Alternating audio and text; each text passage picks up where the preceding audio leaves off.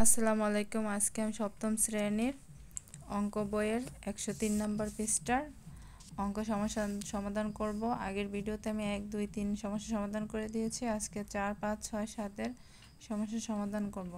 প্রথমে 4 নম্বর আছে, প্রিন্টার ও কম্পিউটারের মূল্যের অনুপাত এত, প্রিন্টারের মূল্য এত টাকা হলে কম্পিউটারের মূল্য কত? প্রিন্টারের মূল্য এত বেড়ে গেলে সেক্ষেত্রে প্রিন্টার ও কম্পিউটারের মূল্য অনুপাতটি কী ধরনের অনুপাত হবে?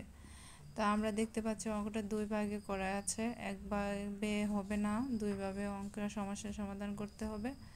তাহলে আমরা প্রথমে বের করব প্রিন্টার ও কম্পিউটার মূল্য অনুপাত এত, প্রিন্টারের মূল্য এত টাকা হলে কম্পিউটার মূল্য কত? তাহলে আমরা কম্পিউটারের মূল্যটা বের করব ফার্স্টে। তাহলে আমরা অঙ্কে চলে যাই।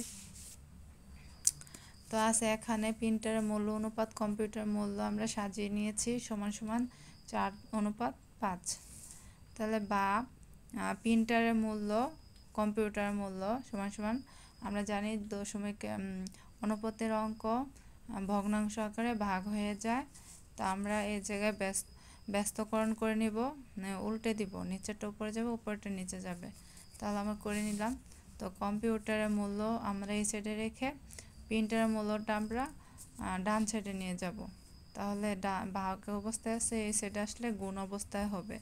তো আমরা নামালাম 4/5 গুণন প্রিন্টারের মূল্য। আমরা জানি প্রিন্টারের মূল্য 4,000 টাকা, 40,000 টাকা দেওয়া আছে। তাহলে 4/5 গুণন 40,000 টাকা। তো আমরা 4 দিয়ে 40,000 টাকা কাটাকাটি করলে দেখা যায় 4-এর মধ্যে 4 একবার যায়, তাহলে শূন্যগুলো উপরে বসিয়ে দিলাম। তাহলে সহজেই আমরা উত্তর পেয়ে যাব।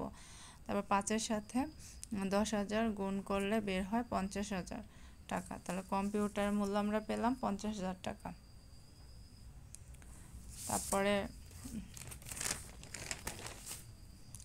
তারপর প্রিন্টারের মূল্য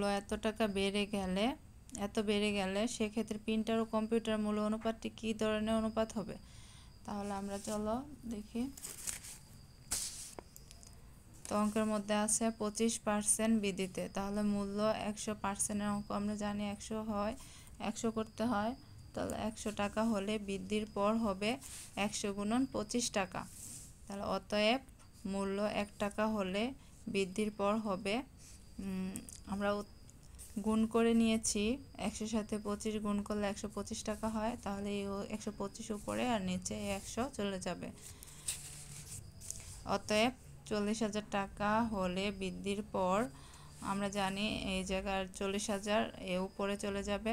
তাহলে আমরা 100 দিয়ে 40,000-এ কাটাকাটি করব, কাটাকাটি করলে হয় 400, 100 বা 25-এ গুণ দিলে হয় 50,000 টাকা। তাহলে মূল্য বৃদ্ধির পর প্রিন্টারের মূল্য হবে 50,000 টাকা। সেক্ষেত্রে প্রিন্টারের মূল্য ও কম্পিউটারের মূল্যের অনুপাত 50,000 অনুপাত 50,000, তাহলে 1:1, যা একক অনুপাত। উত্তর পেয়ে গেলাম।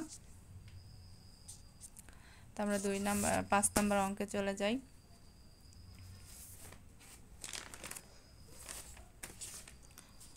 তিন বন্ধুর বাড়ি হতে স্কুলে আসা যাওয়ার সময়ের অনুপাত 2:3:4। প্রথম বন্ধুর বাড়ি হতে স্কুলে যেতে 18 মিনিট লাগে। বাকি দুই বন্ধুর বাড়ি হতে স্কুলে যেতে কত সময় লাগে?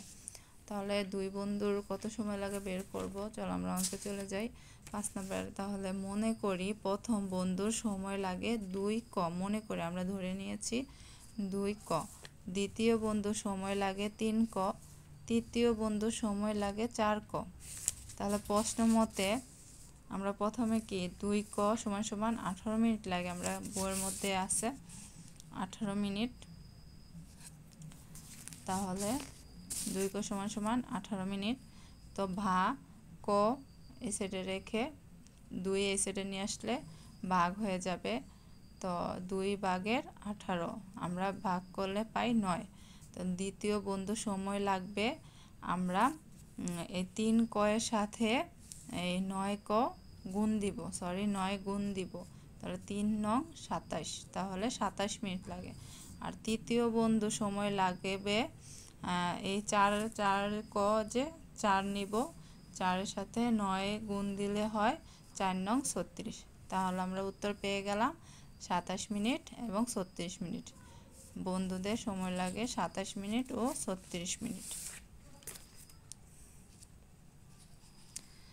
তা আমরা 6 নম্বর অঙ্কে দেখি, কোনো সমানুপাতের প্রথম, দ্বিতীয় ও চতুর্থ রাশি যথাক্রমে এত এত ও হলে তৃতীয় রাশিটি কত হবে।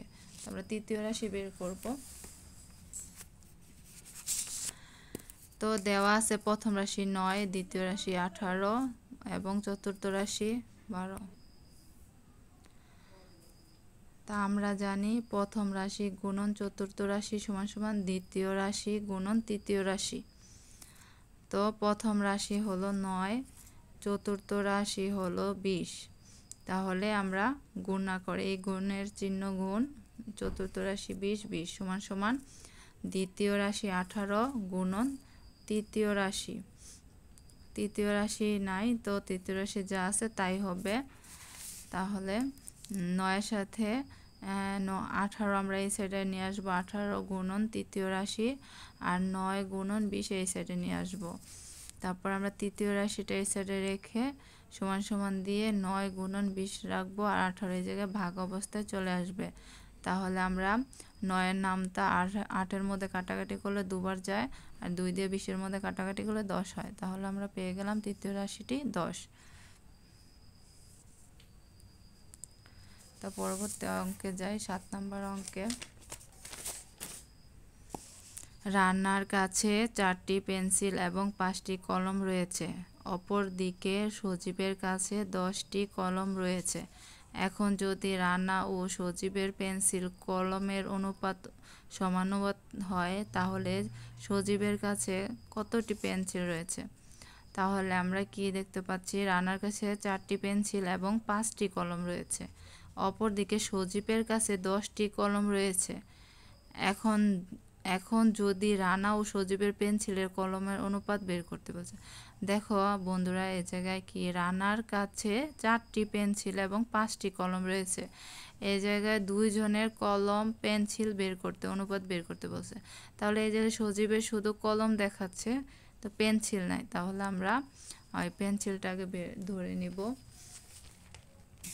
তাহলে ধরি সজীবের কাছে পেন্সিল আছে কটি, নির্বিধায় আমরা কটি ধরে নিয়েছি, এবং অনুপাতের প্রথম, দ্বিতীয়, তৃতীয় ও চতুর্থ রাশি যথাক্রমে 4, 5, ক ও 10। তা আমরা জানি প্রথম রাশি গুণন চতুর্থ রাশি সমান সমান দ্বিতীয় রাশি গুণন তৃতীয় রাশি। তাহলে প্রথম রাশি কি, প্রথম রাশি